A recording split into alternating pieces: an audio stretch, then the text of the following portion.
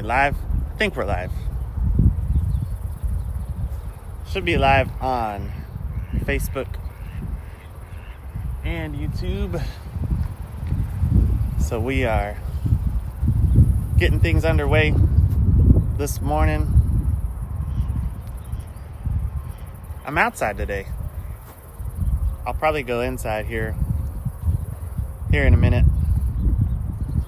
But there's a lot of things to show you outside first.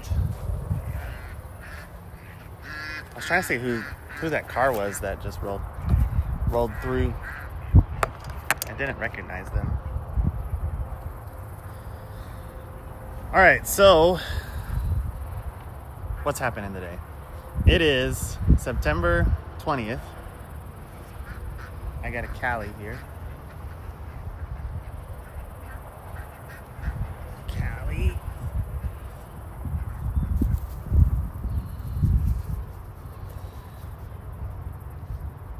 September 20th, and it's a big day today.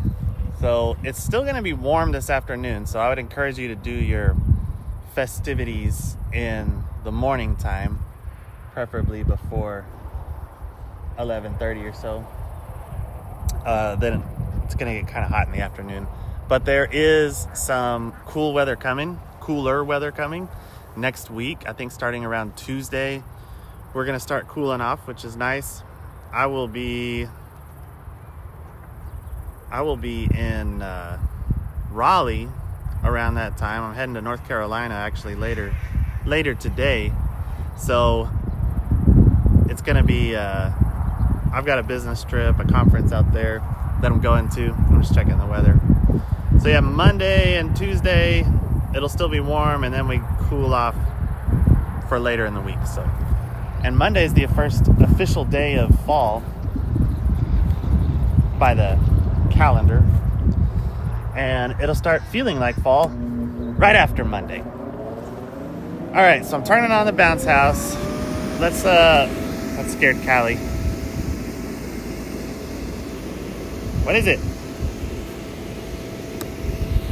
So let's take a look around the pumpkin patch and see what's going on out here. What's new? Let me flip this camera around and we'll walk and talk because there's a lot to see today.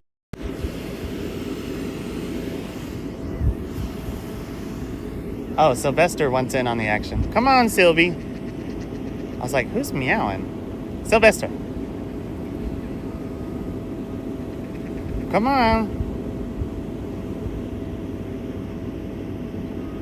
Hey, what are you doing?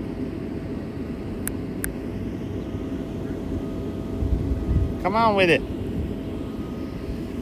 All right.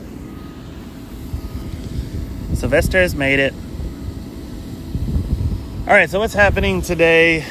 Obviously, pumpkin patch is kicking off. Where do we begin? There's a lot going on. Let's start by looking at these cool hay bales that the talented Greg Pollock has painted. Now, I realize that if you're over 35 and don't have kids, are you stuck, Sylvie?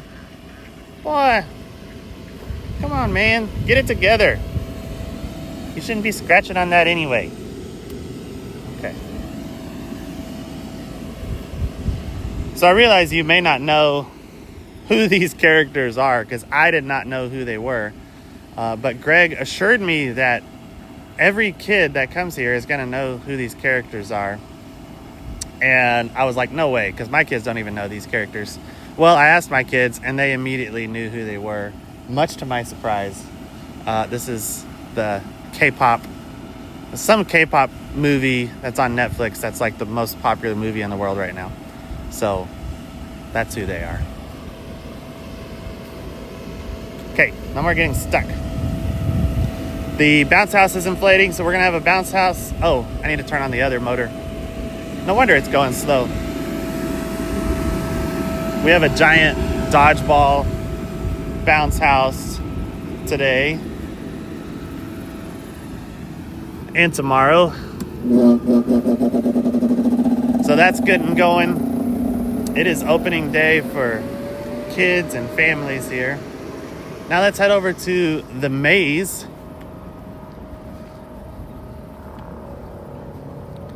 So if you remember our pallet maze from last year, this one, same idea, but this one is a little bit more complex.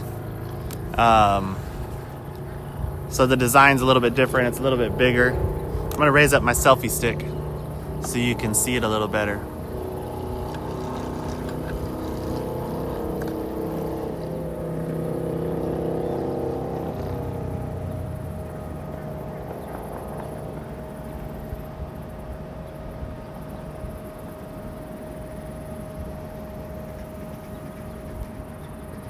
So yeah, that's fun. It's really fun for the kids that are, not too old. If you got a 15-year-old, the maze might not be that fun. But if you got a 5-year-old to 10-year-old, the maze is awesome. My kids had fun with it, at least. I had fun building it. We're setting up the last of our little photo op areas this morning. So you'll see lots of fun places to take pictures all around.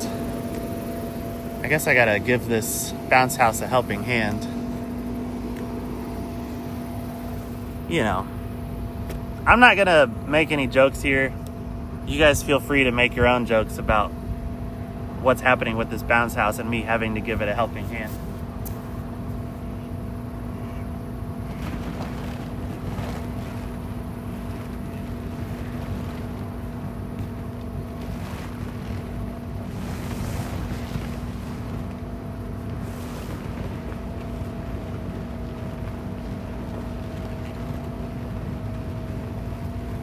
I guess I gotta go to the other side. Let's try the other side.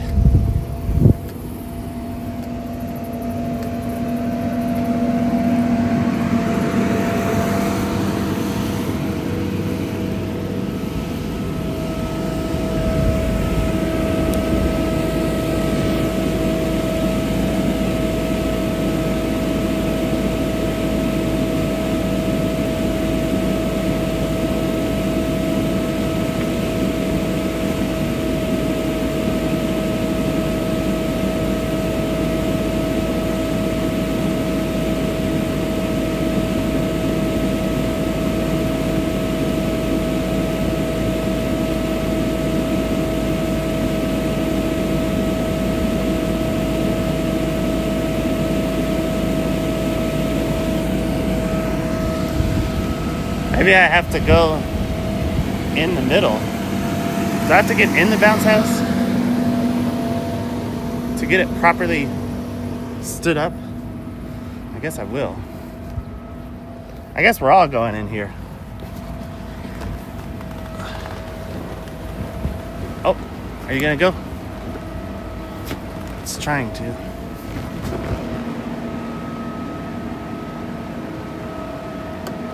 All right, it's up.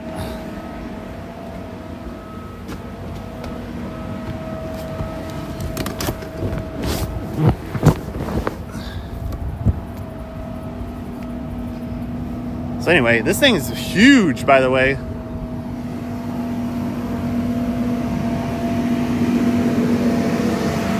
Where did I put my coffee? There's my coffee. So bring the kids and grandkids out.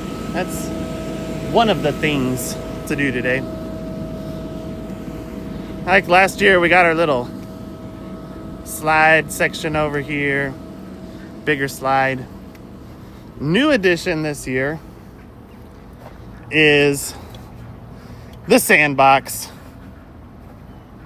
This is the most robustly constructed sandbox in the world, I think.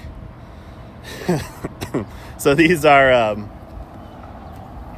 600-pound engineered limestone blocks, the Aussie blocks that we sell, and they're sitting on a 6-inch concrete slab.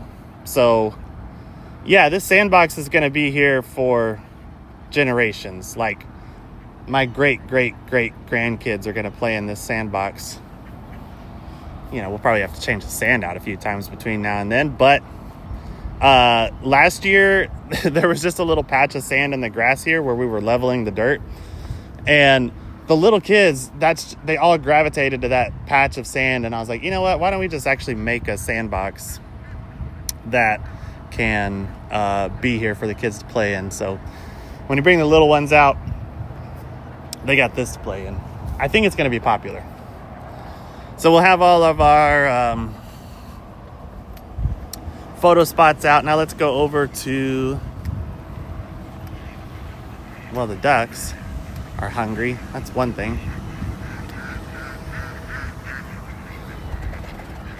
We got our biohazard, bio-waste photo spots here. We got Peppa the pig. We got ducks and geese to feed. We have koi to feed. They're hungry too. Are you guys hungry? All right.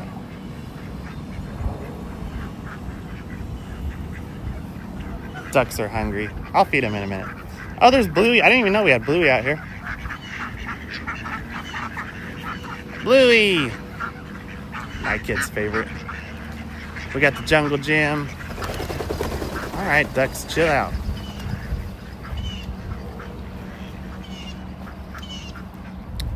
So let's see about pumpkins. Of course, we have some really nice big jack-o'-lantern pumpkins. We call them jacks.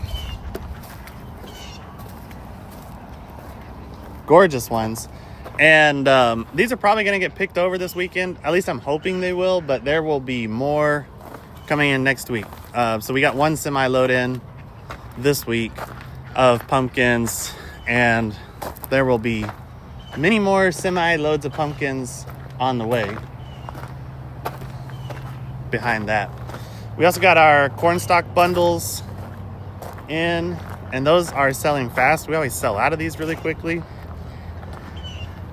So if you're wanting to use those for decorating, we've got the straw bales. Really nice straw bales. They've got a nice coarse texture compared to the hay bales that we get a lot of years. So I actually like these a little bit more for the fall decorating. They've got those thicker straw stems. And then all the, what we call the heirloom pumpkins over here. All the fun stackable ones, all the different colorful varieties. Got some really beautiful ones, pie pumpkins. Keep in mind, all these pumpkins are edible too. We always have customers that come out here and buy some for eating. So these are, different types of squash is what they are. And some of them are really, really tasty. They all have unique flavors. Even if you don't necessarily like pumpkin flavor, you will probably like a lot of these because they don't have that typical pumpkin flavor that you associate with pumpkins. So lots of fun squash and pumpkins, mini pumpkins over there, photo spots. I was wanting to show you over here a couple of plants that are blooming. So this is a rock rose. I don't remember if this is the Texas rock rose or the Brazilian rock rose, but it's related to hibiscus. You can see they look like little miniature hibiscus. Actually, they look big in the camera, but they're small blooms. Look at this. And this is an awesome drought-tolerant plant. I'm pretty sure we have them in stock. Drought-tolerant, loves the full sun, kind of a shrubby perennial around here. Really bright, cheery blooms. Cannas, of course, are still blooming out here.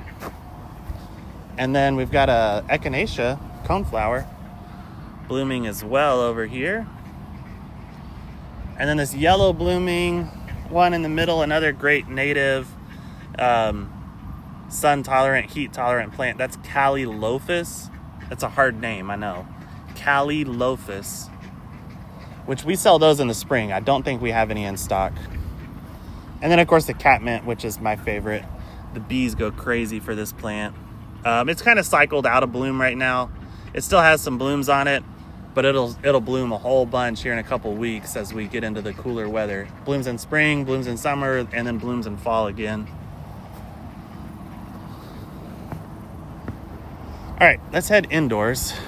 So you've seen the pumpkin patch, but there's a lot happening inside too, and I don't have a ton of time left to show you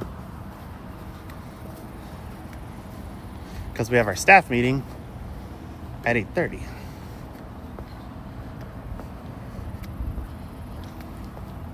So let's go in. But also at the pumpkin patch today, Kimmy's Corn will be here sometime. I don't know exactly what time, but I'm thinking usually they come out about 12 to 3 is when we typically see them. Hopefully they get here a little earlier today. But they should be here at some point today. Oh, and I didn't mention, we'll have our pumpkin carriage ride available today. That's going to be available on the weekends out here for the kids to ride in the giant pumpkin. All right, so inside the store, restocked on seeds, restocked on bulbs to plant in the fall. Fall decor abounds everywhere, even a Christmas tree. So lots going on in here, but I'm trying to make my way out to the greenhouses. We got Frosty.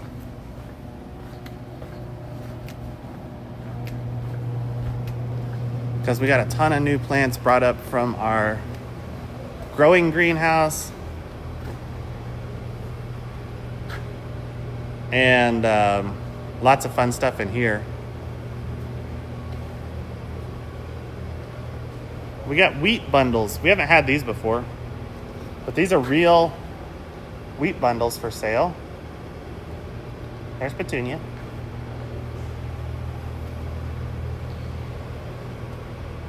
So check this out. We got another shipment of crotons that came in with our houseplants. We got a huge shipment of houseplants this week. So if you're wanting foliage plants, indoor plants, head into our trop house. I won't get to show you, but we got so much stuff in there that's new and nice, including crotons. Now, I did a croton care video, so if you're buying crotons to use in your fall decorating, because they look so good with the mums, then make sure you watch my croton care guide that I posted a few days ago, because they're not the easiest plants to care for, to be honest, unless you live in Florida. In Florida, you just plant them outside in the sun and they do great, but here in Texas, it gets a little bit tricky.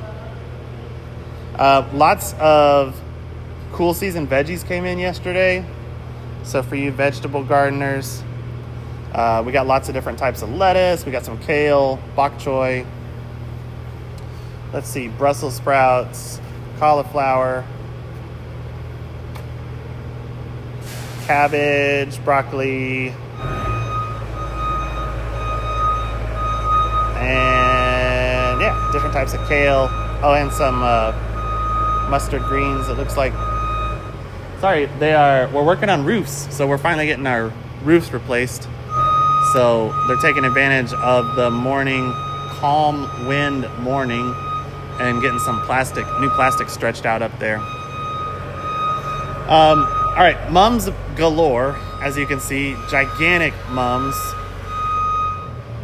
And we are starting to see color on the mums in the greenhouse now. Let me show you over here. We got some yellows that are really starting to kick off. I think it's the Nikki yellow. Which yellow is it? Oh, Michelle Gold is one of our earlier blooming varieties. Just starting to bloom here.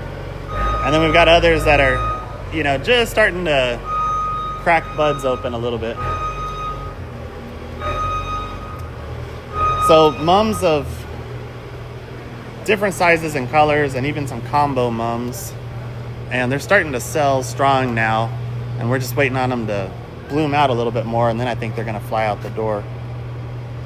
But people are already getting the jump on them. Over in here, we've got a lot more. So the mums, of course, we grow ourselves. And you won't find bigger and prettier mums anywhere else. Okay, so we also have some dianthus coming into bloom now. This is another great one that works for cool season. Very cold tolerant, annual, almost as cold hardy as the pansies are, to be honest. So that's a good one to mix into your patio pots, mixed pots. We've got sorrel, this beautiful green leaf with the red veins. The snapdragons are coming into bloom now. This is another great cool season flower. So it'll go from now, they're almost as cold hardy as the pansies are, but not quite. So what you want to do with pansies, you can leave them uncovered all winter for the most part, unless we just have a crazy winter. With snapdragons, if we're going to get down into the teens, you want to throw a frost cloth over your snapdragons, and that'll keep them vigorous for longer through the winter. But they're actually pretty cold tolerant, and it's really fun to see on the warmer days in the fall, because bees love these snapdragons, and the bees have to actually open up the bloom and go inside here. So you'll see them just like dive inside these blooms that open up. It's pretty fun. So someone asked what the prices of the pumpkins are. They range, anywhere from like a couple bucks up to, $40 for a great huge one. I don't think we have any huge ones, but yet. But it's going to depend on the size and weight of the pumpkin. So they're all different prices, from $2 to $3 to $5 to $8 and up. Swiss chard is looking really nice. Still have a few of our fall petunias, but not much left on fall petunias, so get those while you can. We have some of the smaller crotons. Good morning from Utah. Sharon from Utah. So these just came in. These are great for your tabletop decorations or mixing into mixed containers.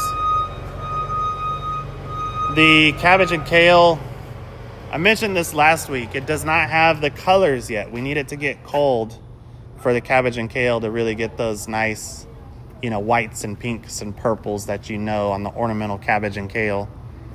When it's warmer out, it's just kind of green, and then they will color up nicely when we start getting the cooler nights.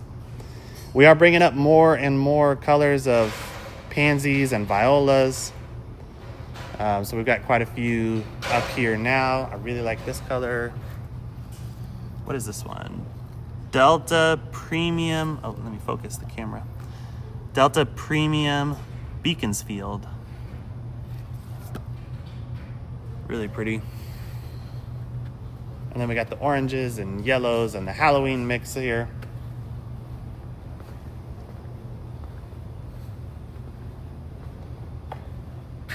The violas, now the violas have a smaller bloom than the pansies, but violas tend to bloom more than the pansies. So they're the same plant, botanically speaking. But in the landscape, oftentimes the violas have a bigger impact because of the number of flowers that they put on, whereas a lot of the pansies... Well, hello, Petunia. Dylan, I hear your dad making noise in there. So a lot of people love the giant colossus blooms of the pansies. They just want the really big flowers. But don't overlook the flower power of the violas.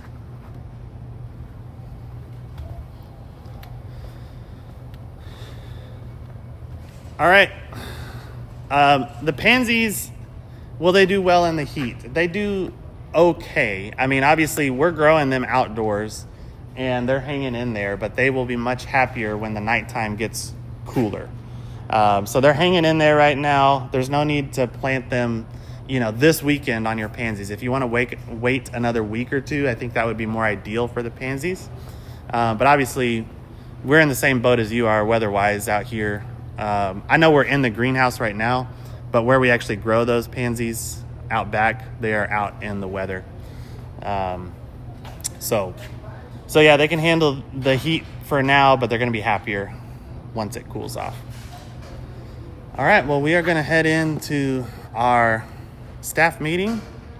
Get ready for hopefully a busy day. Come out and see us. Bring kids and grandkids and nieces and nephews and anybody you got. And come enjoy the pumpkin patch today. Thanks for joining this morning.